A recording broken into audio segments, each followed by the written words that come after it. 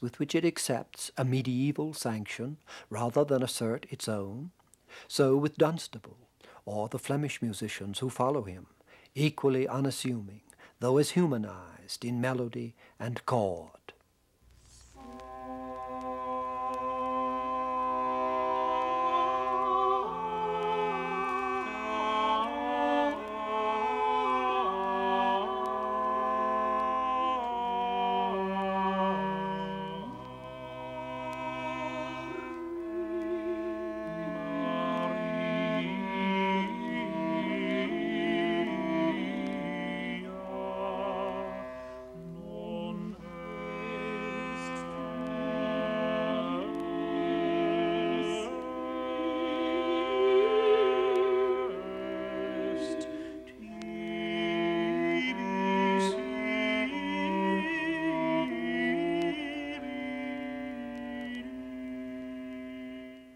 By the mid-15th century in Italy, Piero della Francesca, partly through classical revival, partly through the growth of native awareness, we sense a first resonance with earlier peaks of emergence, individual ripening framed in the solemnities of common faith. We look back to the sure serenities of 4th Dynasty Egypt, searching through all that has changed, that purity against the cross-currents and paradox of the West, for signs of resemblance, dim as faces traced in clouds.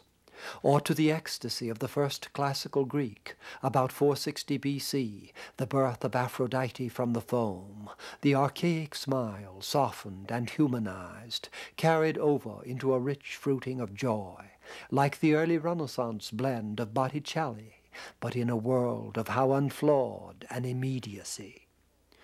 Place it for a moment, as Pater did, beside the most famous Western smile, of 1503-5, also softened from our archaic, the angel smile of Gothic, and let Pater emphasize how far we are from mere recurrence. How would those white Greek goddesses, he says, be troubled by this beauty, into which the soul, with all its melodies, has passed. All the thoughts and experience of the world have etched and molded there. The animalism of Greece, the lust of Rome, the mysticism of the Middle Age, with its spiritual ambition and imaginative loves, the return of the pagan world, the sins of the Borgias.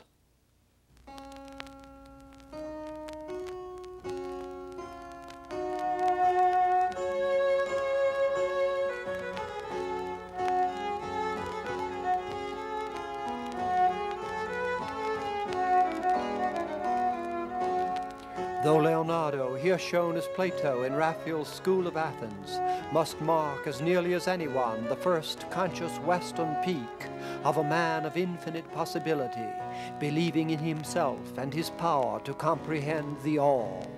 Yet how long that visionary hope would continue? Shakespeare's Prospero is 100 years later than this 1510 philosopher. Even more, perhaps, than with the Leonardo head center, the grandeur of a new order permeates the whole. That Renaissance dream of a vaulted, heroic space in which the utopian life of man would be conducted stands as a compelling symbol for the Baroque, the 18th century, down to the age of revolution, while the airy basilica sounds with the music of noble chords, which flowed from Renaissance Italy over Europe, here on Ortith ricercare, on Arcadel's O felice occhi. How far after 1500 is the Periclean height to be plotted? If great tragedy is made the clue, life affirmed in destruction itself, the focus shifts to 1600 England, or if the reasoned justification of the ways of God to men, to the century after of Milton and Leibniz, though even in its formulation, the method of reason would precipitate Pascalian doubt.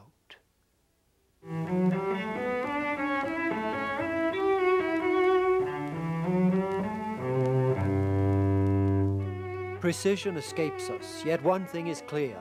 As long as the heroic Baroque maintained itself in Europe, and in Germany it kept up a rearguard action well into the Rococo of the 18th century, human life, however limited to the few and eroded by convention, was still conceived as treading such vastly vaulted halls.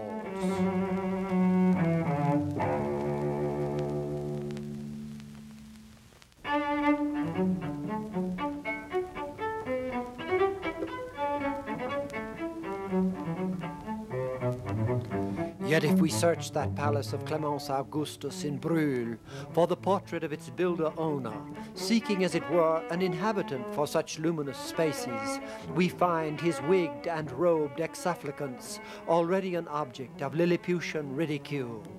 If there was a western summit, Bach must have fortified its verge.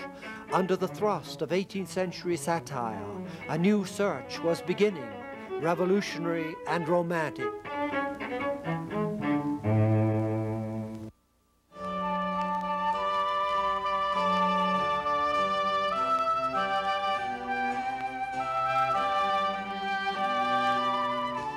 To gauge that introspective shift, set with the tensile harmonics of Rosenmüller, this 1660 landscape by Kuyp, a Baroque celebration of Cartesian space, a space like God's sensorium, irradiated by the divine attribute of light, a world where men live and move in the ceremonies of will and cause.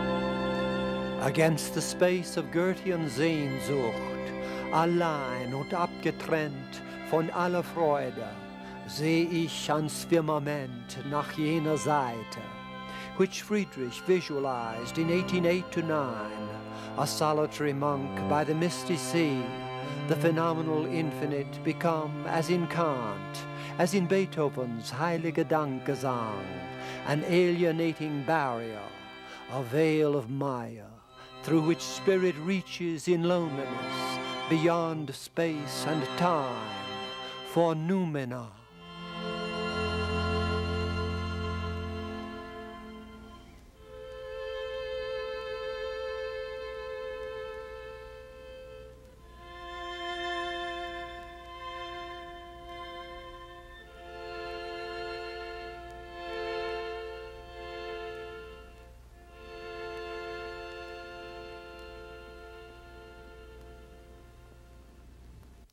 (1845), Courbet's Self, and the now familiar features of romantic sickness strike home, the sensuous Narcissus hanging over the watery mirror in self-love and despair.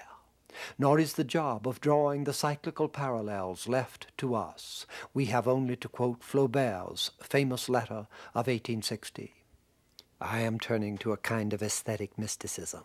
When there is no encouragement to be derived from one's fellows, when the exterior world is disgusting, enervating, corruptive, and brutalizing, honest and sensitive people are forced to seek somewhere within themselves a more suitable place to live. 5th century Byzantine.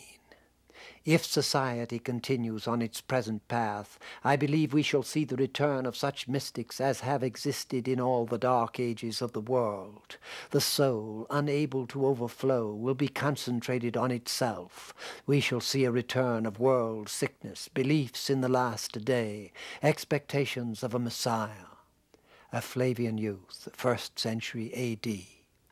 But all this enthusiasm will be ignorant of its own nature, and the age being what it is, what will be its basis? Some will seek it in the flesh, others in ancient religions, others in art. Humanity, like the Jewish tribes in the desert, will adore all kinds of idols. We were born a little too early. In 25 years, the points of intersection of these quests will provide subjects for masters. Then prose especially, the youngest form, will be able to play a magnificent humanitarian symphony. Books like the Satyricon and the Golden Ass will be written once more, containing on the psychical plane all the lush excesses which those books have on the sensual. 25 years, to the fin de siècle of Rimbaud or of this Van Gogh. What began then was an art, a thought, a politics of rupture, fiercely breaking with earlier canons and norms. Perhaps only once in history had a cleavage gone so deep into the fabric of a civilization. The Amarna sculptures of Akhenaten, with their twisted outcry, the cultivation of some superhuman stigmata, point to such a crisis in the soul. Yet what was there recorded must have been isolated and mild. Beside the awareness of total and global catastrophe, which has racked the World War West, Picasso with Carrillo.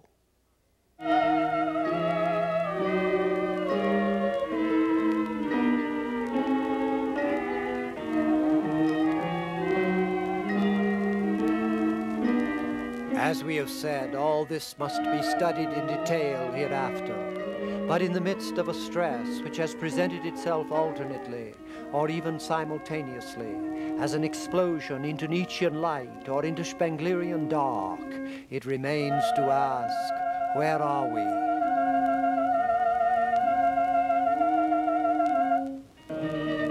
Which way will the anguish move?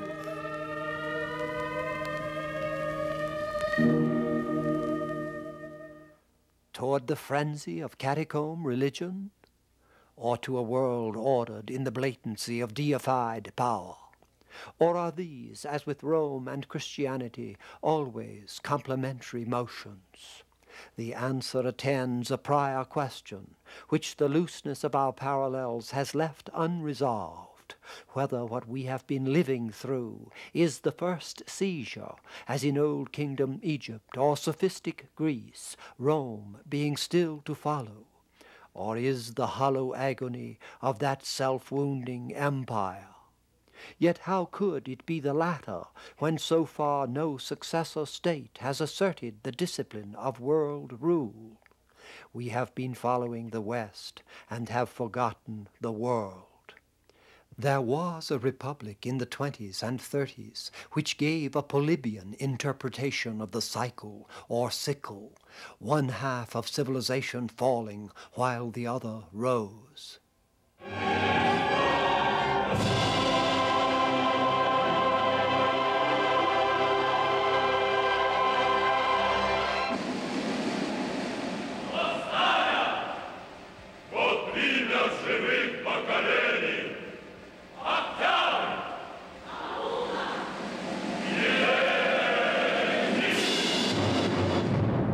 And many looked in liking or dread for a future Pax Slavica.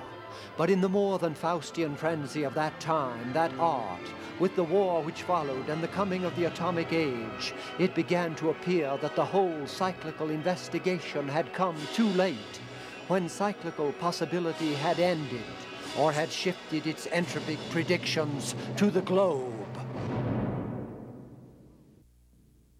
Any art or craft admits of the cyclical.